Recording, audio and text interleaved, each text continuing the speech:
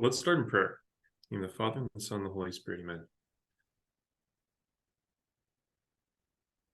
Father, open our hearts to receive the truth about marriage and about the good of how our bodies were made, how you have written the call to self-giving into our bodies.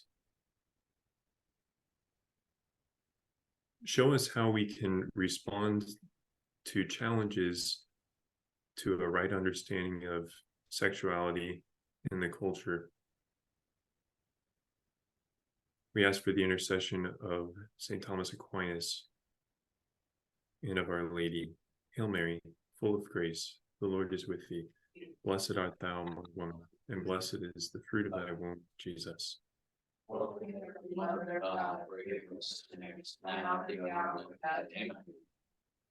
In the name of the Father, and the Son, and the Holy Spirit, amen. Amen.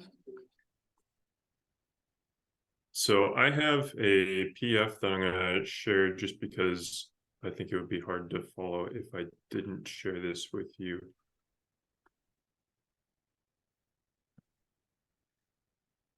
So the question that we're asking is whether the church's position on sexual morality is outdated. So I'm going to argue that it's not, but we have to first understand, before we go into why the teaching is relevant, where the alternative views came from. So there are three epochs, or if you will, categories of philosophy throughout history.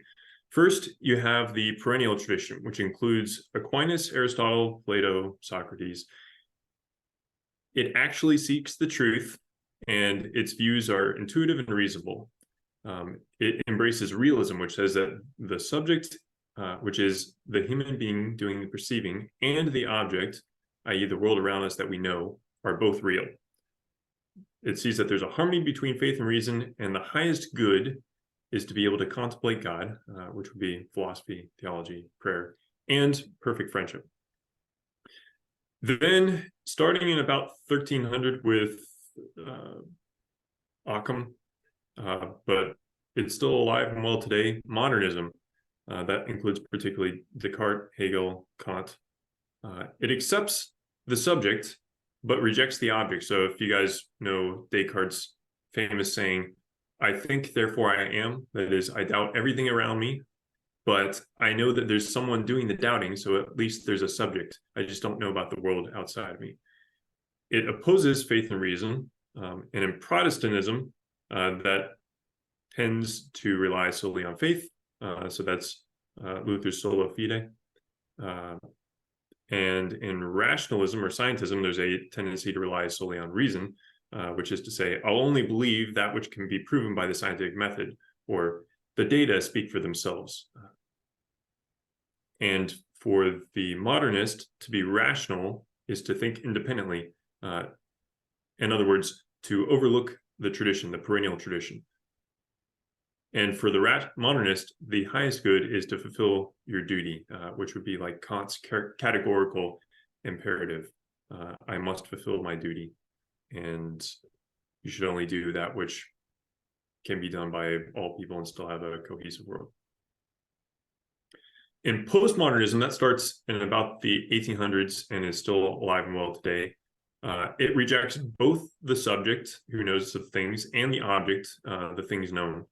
So that only process, which we see that a lot in Hegel's philosophy, and wills exist. So Hegel had this idea of the process dialect, so that the thesis and the antithesis are two opposing forces, and they collide against each other, and out of that emerges a third force, the synthesis. So you might see that in pro-life arguments, where there's a denial of what the embryo is. It's a thing in process, but it's not a thing in and of itself. Because if that were true, then it would have to have a nature. But in the postmodernist philosophy, there's an emphasis on process, and there's a rejection of nature. For the postmodernist, there is the will clashes with both faith and reason. The postmodernist doesn't care about reality. Life is just a battle to dominate others. and the highest good is to be free from duty to God or to neighbor. There is no objective interpretation of empirical data. And you see this in modern society with shouting matches when we talk about politics.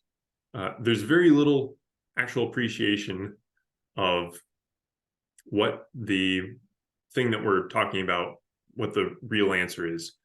It's just, I want to impose my will on you, and I do that by being more powerful and shouting louder than you do.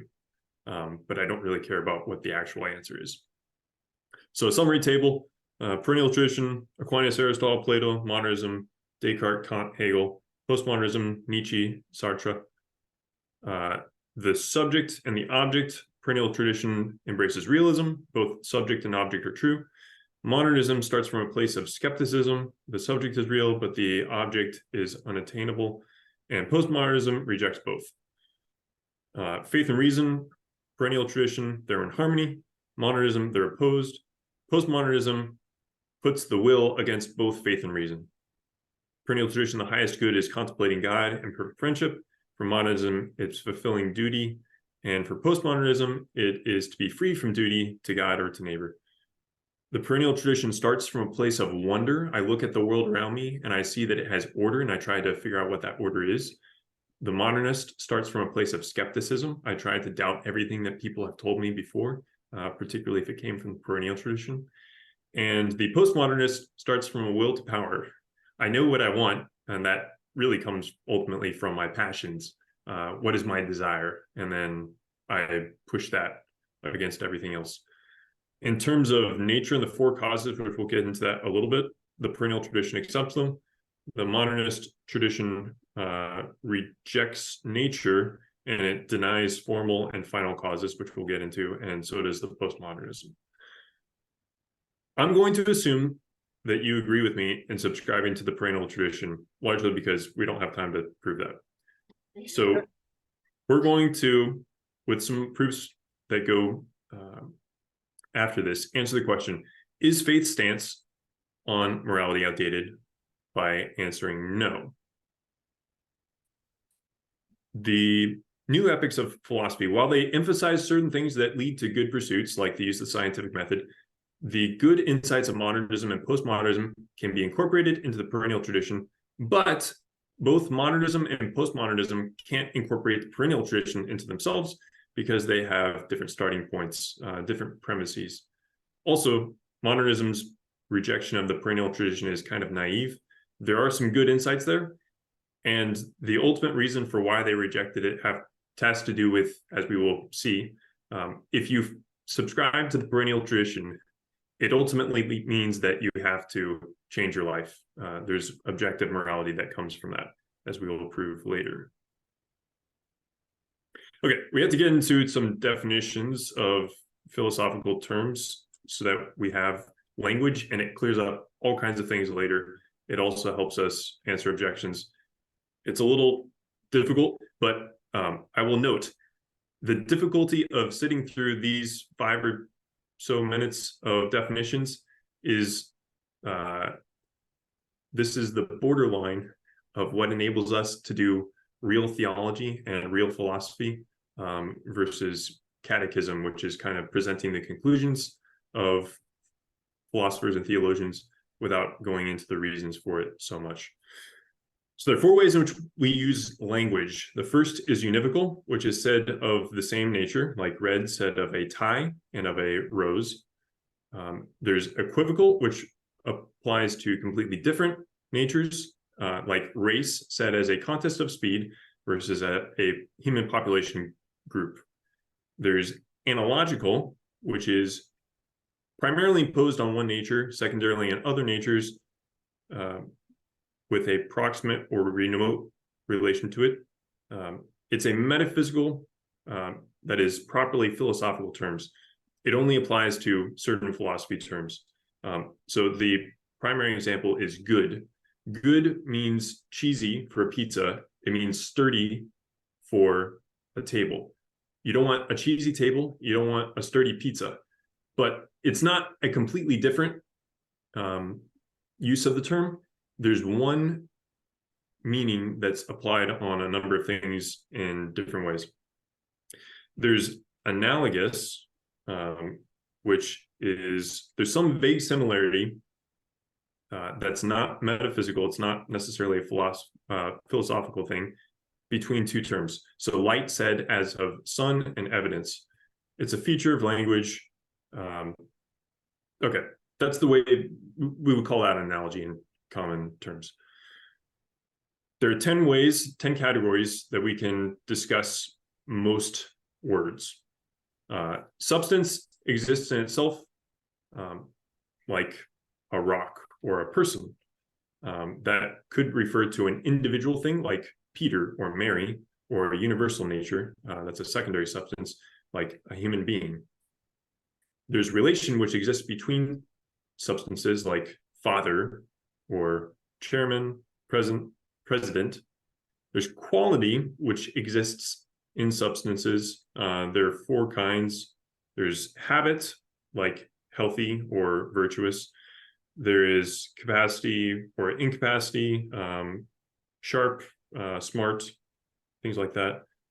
There is a sensible quality like color, sound, flavor, odor, your 5 senses.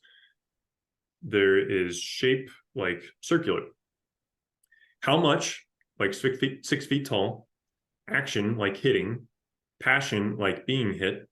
When, like 5 o'clock. Where, like in the house. Position like standing, and attire or extrinsic possession like wearing a watch. Okay, that helps us go into the other changes. So we have to give an account of change. It's easier to explain these terms if you ask, how did we get to making these distinctions at all? If you have a ball and the ball gets painted red, it was blue, now it's red. Most of the characteristics are the same, one is different. How do you give an account of that? Well, the thing that's the same, that's the substance. The ball is still a ball. The one part that changed is the accident.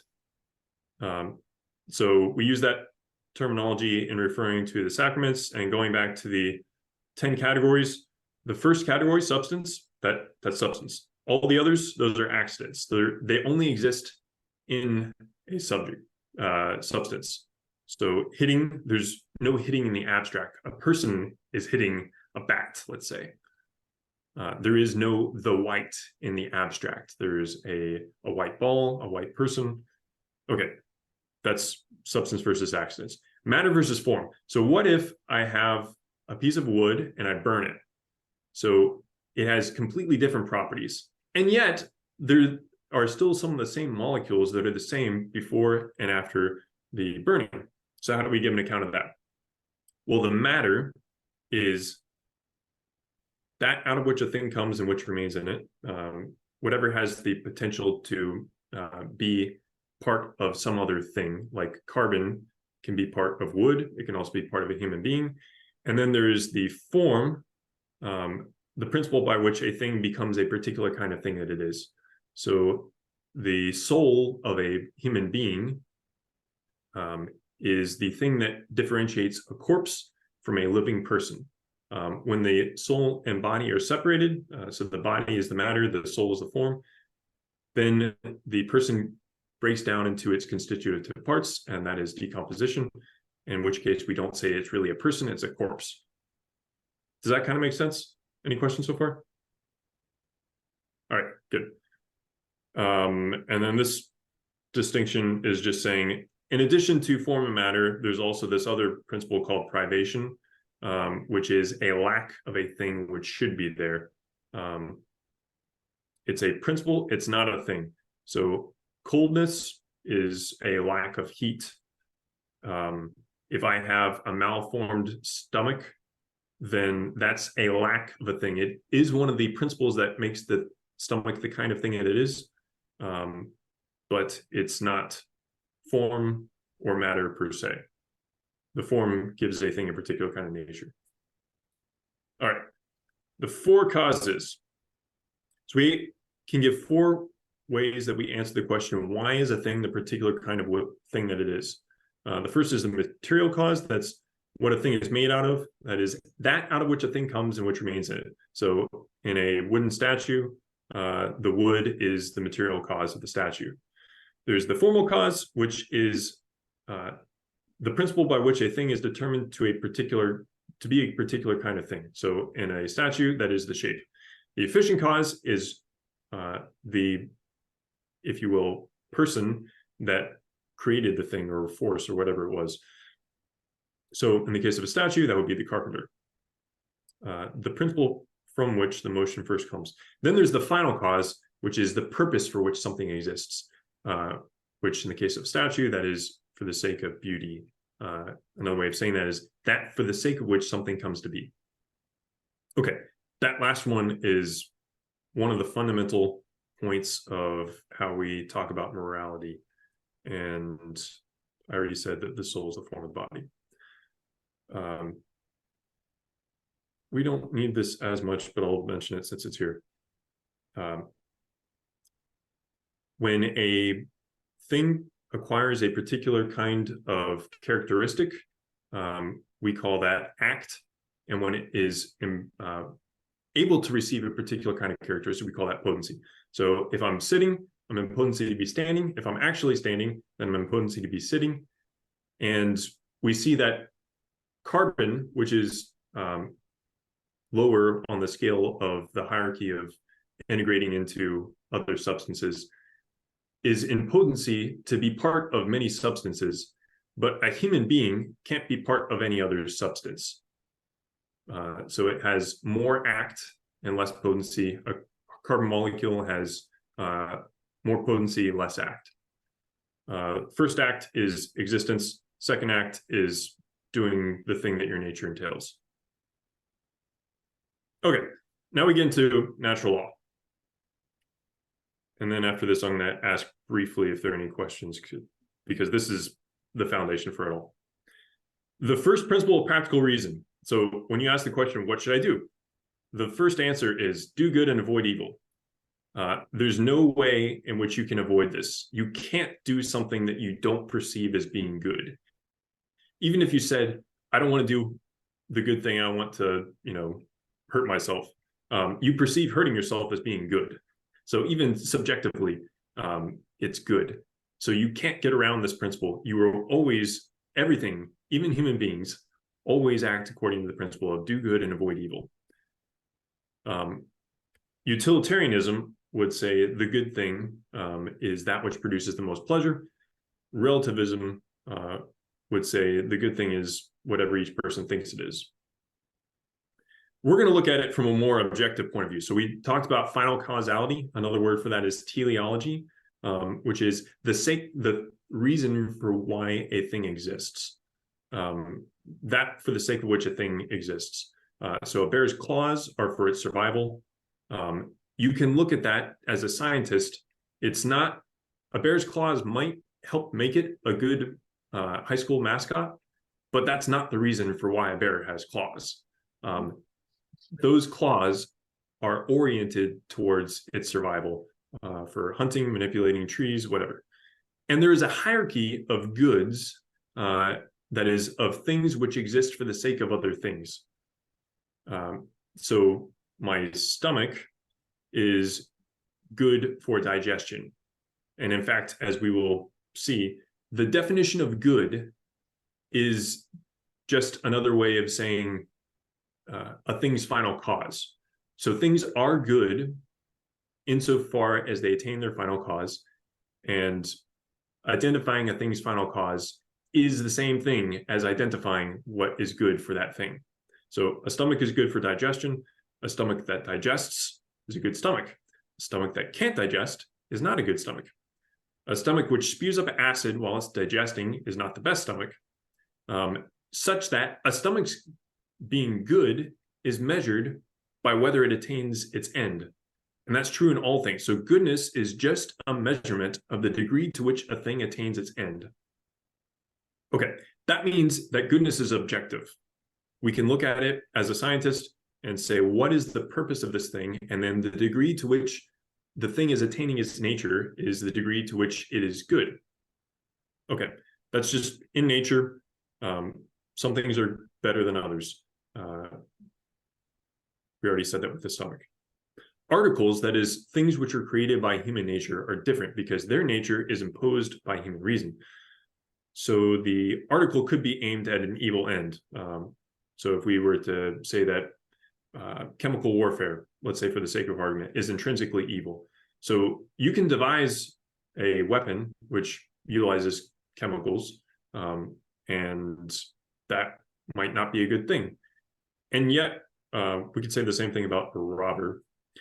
There's a difference between being good in a certain respect, the Latin phrase for that is secundum quid, literally according to this, and being the good simply, simpliciter. So a man is a good robber if he robs well, which is a good, according to this, secundum quid, even though that action is not good in the grand scheme of things. It's not simply good. Evil is just a lesser good. So if a thing were not good at all, it would not exist. Insofar as a thing has a nature is at least somewhat good. For example, going back to the stomach, and if it is a stomach at all, it fulfills at least some aspects of being a stomach, and therefore it's at least partially good. Even if it didn't digest at all, it still exists. But it's not, it's a bad stomach if it doesn't exist. In fact, evil is just a lesser good. I hope that makes sense. We'll ask for a little bit of questions in a second. Next point, there is a hierarchy of goods. That is, that for the sake of which a thing exists is greater than itself. So if B is the good of A, then A exists for the sake of B, or said another way, A's existence serves B. So a stomach serves the good of the body. It has its own good, which is digestion, but the whole purpose of digestion is to serve the body. So the stomach, the good of the stomach is subjugated to the good of the body by its nature. That's what the nature does. The nature of the stomach serves the nature of the body. That will come up later when we talk about man's animal nature serving man's rational nature. The two are integrated, but there's a hierarchy of those powers. Because of teleology, all things seek what is good. That is, what is their end in nature. But human beings have the choice between choosing what is good, that is following the hierarchy of goods and of their teleological ends, or bad, that is not following the hierarchy of goods. Therefore, choosing good things, that is according to the purpose of a thing, is good, and choosing bad things according or against the purpose of a thing is bad. That's where morality comes from. If you choose according to the hierarchy of ends, you've made a morally good choice. A thing is moral. We talked about good in general. A stomach is good if it fulfills its nature. Human beings, the moral choice is just our choosing things which are in accord with the goods of nature. Okay. Any questions on that? Hang on. A few more of them. From a scholastic viewpoint, I'm going to comment on what a right is. So like the right to life indicates a good which others must choose in order that I might enjoy something that I'm due. So in the case of right of life, it's good for a baby to live. Therefore, the parents and doctors must make choices ordered towards preserving that baby's life, and they ought not to abort the baby. Said another way, a right is just a moral obligation on the part of other people because of some good which I am due. Okay, does that make sense? Any questions so far? No questions within the scope of this talk. I have a question, Dan. Okay, I'll take one question. Why don't we get into the real topic? I mean, across the whole group, because I have a fair amount to get through. Oh, all right. Well, just going back to what you said in the beginning, Dan, about talking about the pro-life debate and like the right to be born. And I know that having an abortion is not synonymous with, you know, a child dying of natural causes or having a miscarriage, but hypothetically speaking, like I heard someone say a while back, and I don't know if this is true, that like the soul is not, you talk about like a fetus being a developing person, you know, it's a thing, but it's not a fully developed thing. even if the soul of the child, like the soul, even though a baby's body is developing, their soul is fully formed. Is that correct, or is that not correct? Like, So does their soul form along with their body, or is that something that's totally? the soul is develops along with the body. So form and matter are co-constitutive principles. You can't separate them in reality. You can mentally separate them. You can think about them distinctly, but you can't separate them in reality. So as the body changes and develops, so also the soul changes and develops. Now, that said, it is still a human person. That is the nature of the thing. That is, human being is the formal cause of the, let's say, embryo. The soul is going to develop from an embryo human person, the form of an embryo human person, to an adult form of a human person, but it's still a human person. Yeah. Okay. I'm Like, gonna keep. Never mind. I'm gonna keep moving. Okay. We have to go over a few principles of morality for the other stuff to make sense too. The moral object, I think this is the last page. Yeah. The moral object is the act itself as willed and chosen by the acting subject. It has two parts, the material act and the formal act. So remember how I said matter and form, those are analogical terms. So it applies in one way to wood, a wood statue. It applies in another way when we're talking about acts. It applies through all of reality. It's the same term being applied in different ways. It's not an analogy, it's an analogical term. Okay, so that's why we had to go through all that at the beginning. The material act is a physical account of what's happening, like pulling a horse. The formal act is the intention behind the act, which could be either leading a horse or stealing a horse, depending on the intention. Both, pulling a horse is the physical description of the act, but depending on what the intention is, that changes the moral quality of the act. It's a different kind of act. One is stealing, one is leading a horse. It can be modified by circumstances, which would modify the goodness and badness of the choice unless it changes the moral object. And those would be time, like being late, place, like insult in public, quantity, like amount stolen, effects of the action, like you dropped a bomb. Well, the bomb is radioactive, like in the atomic bomb. Conditions of the subject, like the widow's mite, that was valued more than the contributions of all the others. And passions, if you're fearful or angry, that can be a factor of how culpable you are. Violence, so if you do things at gunpoint, you're not as culpable, or ignorance. Okay. That said, I'm going to jump into the actual thesis, which we won't get through all of it, but I'm going to kind of summarize it at the beginning and then we'll go through. Okay. Many have been deceived into thinking that sexual acts outside of marriage can be a casual source of pleasure with no negative consequences. Yet, the hidden effects of sexual acts outside of marriage remain.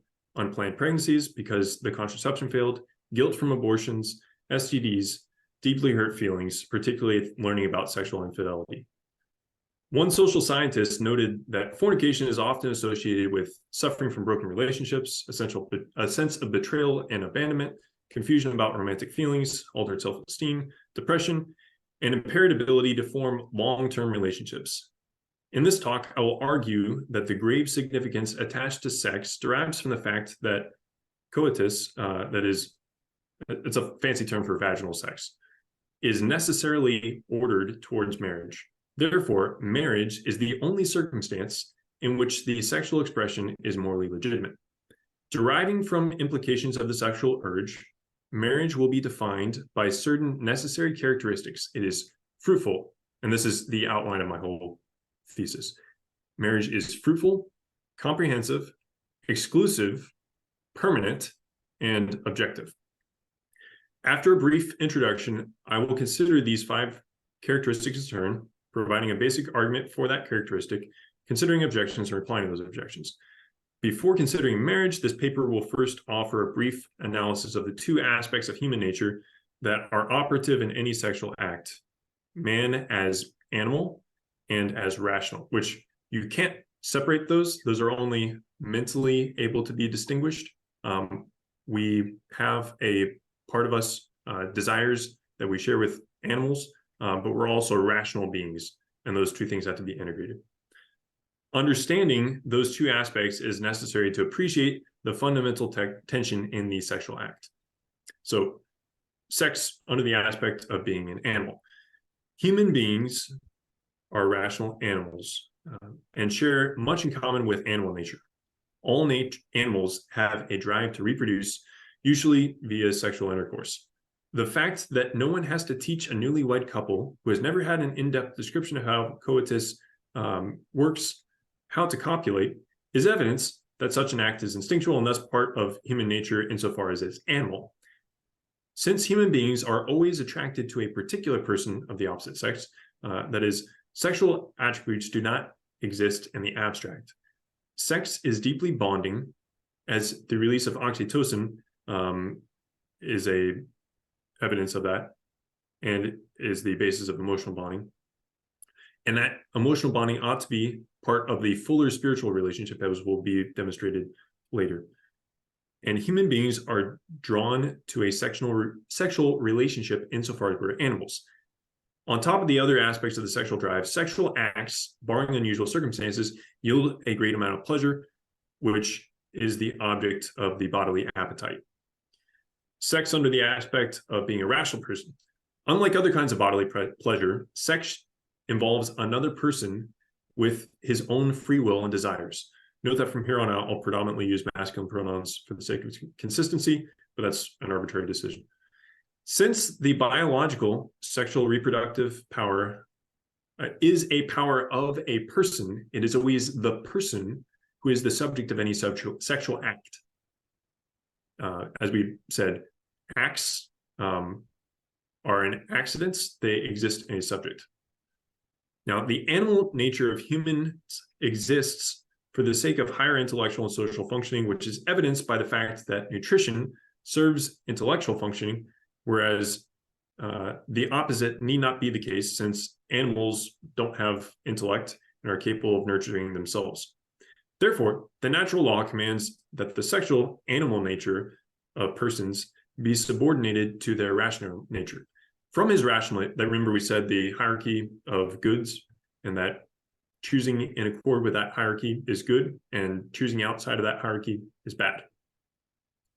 From his rational nature, the person recognizes that the other person has the power to will his own ends, thus treating the other as a mere object subordinated to one's own purposes contradicts the other's will, which is ordered to his own ends. Since a person has been defined as being a rational individual, and since the ability to act based on reason implies free will, such a subversion of the other's free will would negate his personhood. Therefore, a brief analysis of sex in the context of the person as rational and not merely at the level of animal nature is necessary to understand this tension.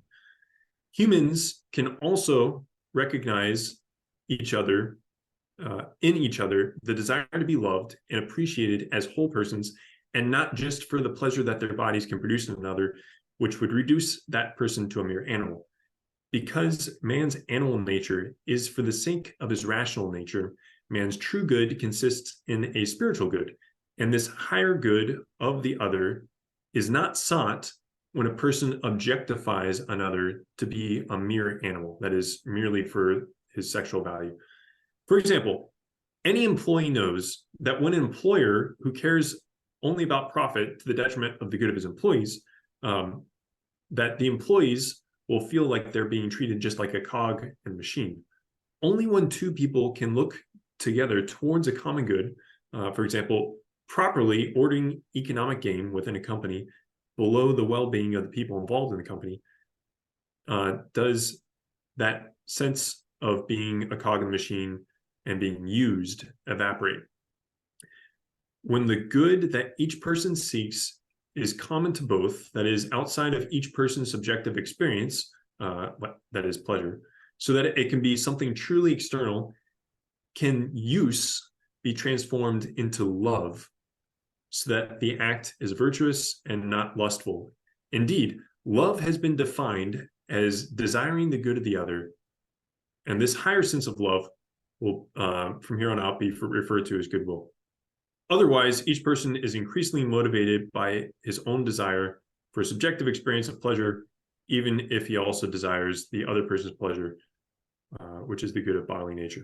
The common good which the two seek, which will be shown to be the union of spouses and any children that may spring from their union, can be known by reason, as the rest of the paper demonstrates.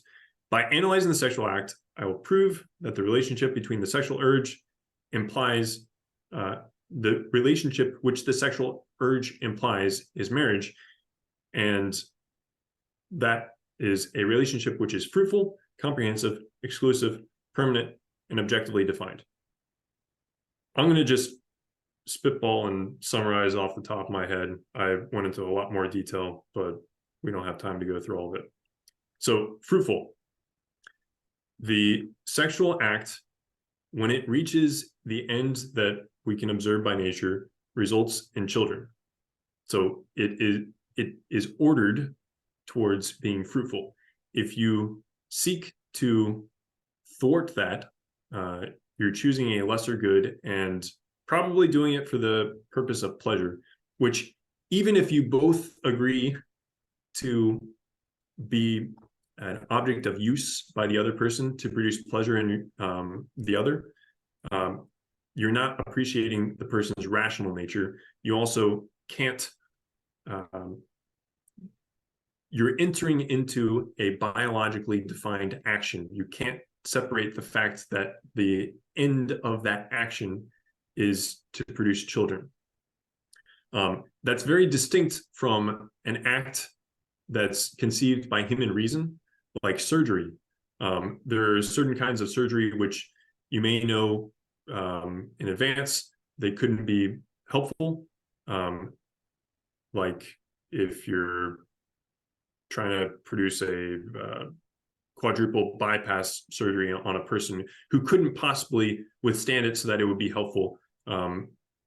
That action was devised by human reason, and so the fact that it can't reach its end is relevant. But in the context of when a human being, let's say you have an infertile couple, if they come together in the sexual embrace, the nature of that act is still ordered towards producing children. And the fact that they are accidentally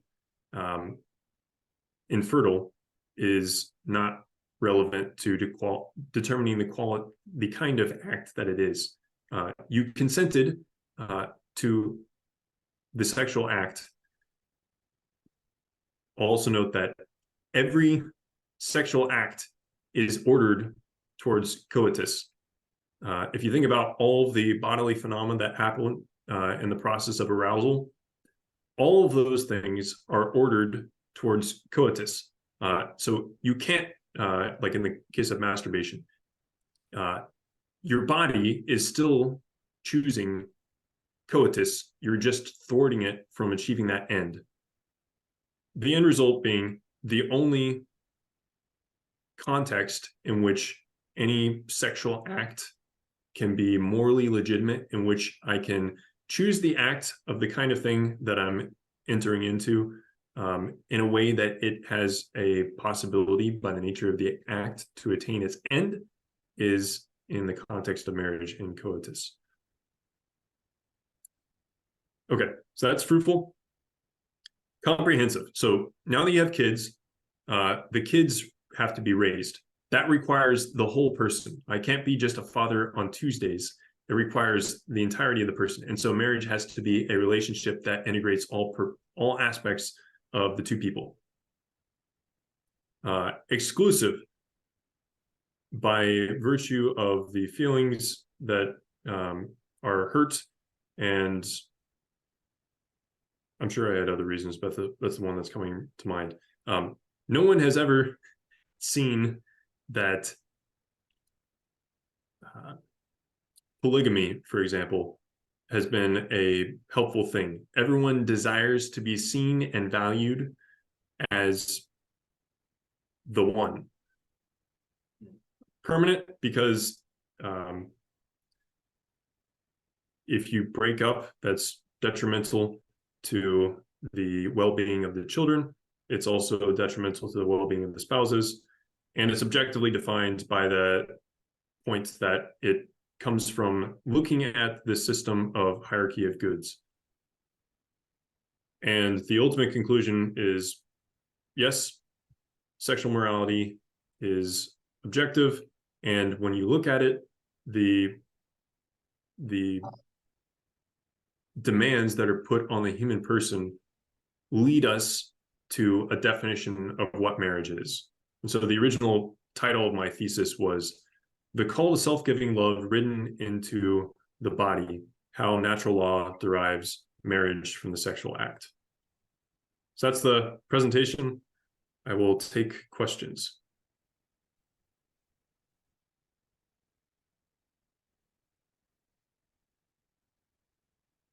By the way, I can't hear anything right now. Can you hear me? I can hear you now. Okay. Yeah, just don't tell the Mormons anything you just said. You can't even clap, we didn't clap loud enough. So all of this has to do with humans' natural nature in natural life. What about the supernatural aspect from the sacrament of marriage? How does that play into this? So that gets into theology, and the scope of my talk was talking about it from philosophy. Okay. Yeah, that's there is a good there, but I have to limit my scope somewhere. No, you don't. Give it more pace. Yeah, just keep talking. Just have a long You write side. thesis, Dan? Got it. You You have all got the three time, left you have off. all the time in the world. Finish your senior thesis in college. Mine was 80 pages. Okay. Jeez. Any other questions?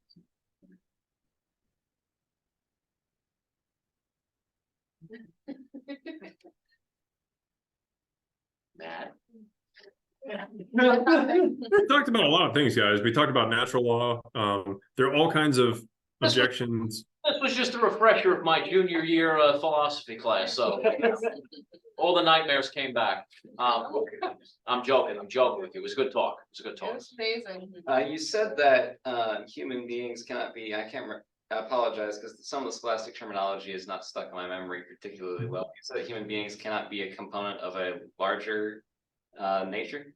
Are social groups therefore, such as nations, simply applied by the intellect, or do they have an objective substance? So that is an accidental union of multiple substances, but the fact that we all live in a certain country, even if, let's say that we're on a ship and we're all rowing the boat together, so there's an additive component of the forces that we're exerting on the paddle, but that doesn't make us one biological substance.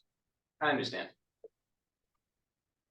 Whereas water can be a part of a human being. It can be a substance on its own right. It can be part of any other organic living thing. So water can be part of many substances, but a human being can't be incorporated into any greater substance. Okay, that does make sense. I had a question, Dan, on evil. You mentioned that choosing the lesser good was evil. But is there such a thing as intrinsic evil that we can choose? What would be an example? Yes, there is. So an intrinsic evil is, if you will, a good, according in a certain respect, that could never be a good simply. So fornication, there's no situation in which fornication can be justified. That's an intrinsic evil. Abortion is an intrinsic evil. There's no way in which abortion can be, even if you contrive some really weird situation where, you know, somebody puts you at gunpoint and says, if you don't abort this child, then I'm gonna like shoot a whole city. Even then, it's not a good decision. I mean, people, so one of the ways that in college, they tried to sell me on, this is a time when I didn't know natural law. I knew what the church taught, but they tried to enforce or teach relativism, and they would have things like, imagine that there's a train and it's about to run off a cliff, and there's a really fat person in front of you, and you could push that person into the path of the train, and that would stop the train, but then you'd be killing that person, but then you'd be saving the lives of, let's say, 50 people on the train. So do you push the fat man who's on the platform, or do you not? What do you mean to you? So the point of that exercise is to try to say, well, so you'd be killing somebody, but then you'd be saving more lives, so you'd obviously be doing more good. And the gist of the answer behind what they're getting at is a more complicated moral principle called the principle of double effect. Oh. And it says that if you choose a particular decision that has two effects, one is good and one is not. So the simple case of this is, you have a little kid, he scraped his knee. You need to put hydrogen peroxide on the knee to clean his wound. So that's going to cause, it has two effects. It has a cleansing effect and has a painful effect. Those are both effects, direct effects of the same action, which is putting hydrogen peroxide on his knee. You can rightfully choose to put the hydrogen peroxide on his knee, provided that you don't will the bad effect, which is the pain, and you try to minimize it as much as possible. And there are a few other circumstances.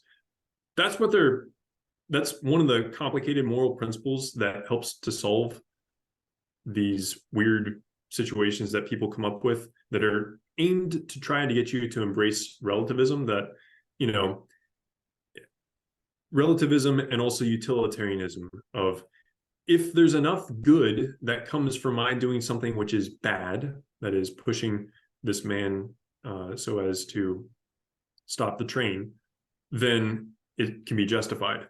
One of the other reasons for why that scenario of stopping the train doesn't work is you don't have perfect knowledge of anything. They contrived this situation in which you have perfect knowledge of the results of all of your choices, but that never actually happens in reality. Even in the medical field, there are times when doctors say, oh, he shouldn't have been able to survive such and such and such and such, but he did. So the knowledge that we have of what we're able to project of what will happen is imperfect. And that's one of the reasons for why you shouldn't push the man, because you don't actually know that it's going to stop things, and you are choosing something which is directly ordered at killing the person. Oh, by the way, I'll mention that as I was writing this thesis, it was only towards the end of writing this as a master's of philosophy student that I understood, even at a cursory intuitive level, of why, for instance, same-sex relations, those sexual relations, are not morally illicit, or masturbation, contraception, whatever the sexual sin is. It's a hard thing, because all that background information that we did at the beginning, nobody knows that. And if you don't start by asking those kinds of questions, then you're probably going with one of the other epics of philosophy, that is the modernist position or the postmodernist, in which case you're going to end up at the wrong conclusion and be hopelessly confused. It's only by doing the hard background information, which I applaud you all for sitting through that, because it's not easy and almost nobody does it. And that's why we don't understand these things. Luckily, you can prove these things from reason alone, but most people are going to get it because they encountered Jesus and Jesus told them, don't do this. Jesus is a lot easier to understand than Aristotle or Aquinas. And so that's how most people are going to get this. But the fact that it can be demonstrated is very important, because you can make arguments about this in the public square. You're not just appealing to what Jesus said. There is a way of proving it purely from reason as to why the traditional view of morality makes sense. It's hard, and you have to get people to be able to sit down long enough to explain the background information. And these are to people who have embraced probably modernist position that rejects the perennial tradition. And so they don't think that you have anything useful to say. So they're not going to encounter this on their own. But if you can get somebody to sit down and give you, half an hour, an hour of their time, you can make this argument.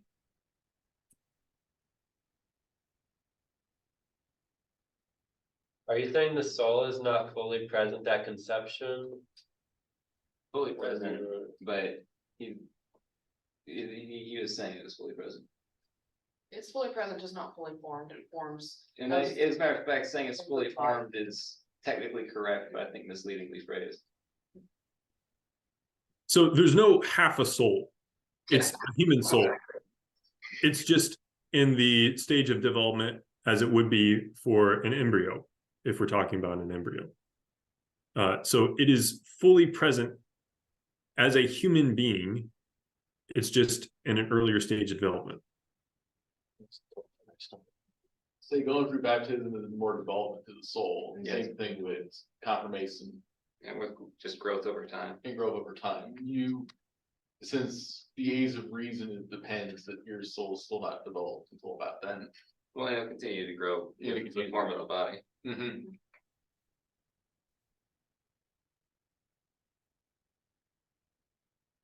Anyone else? All right, let's close in prayer.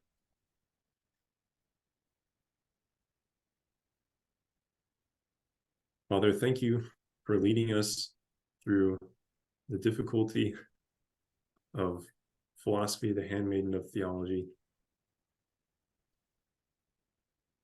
Lead us to a deeper appreciation of the people around us, that we might be able to integrate our sexual desires to love the people around us, not by squelching the desire, but by using that energy to appreciate the person around us as a human being.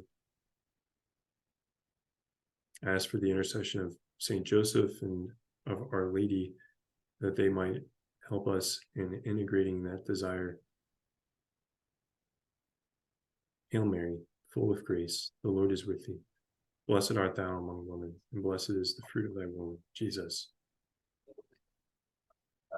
In the name of the Father, and the Son, and the Holy Spirit. Amen. Thank you all.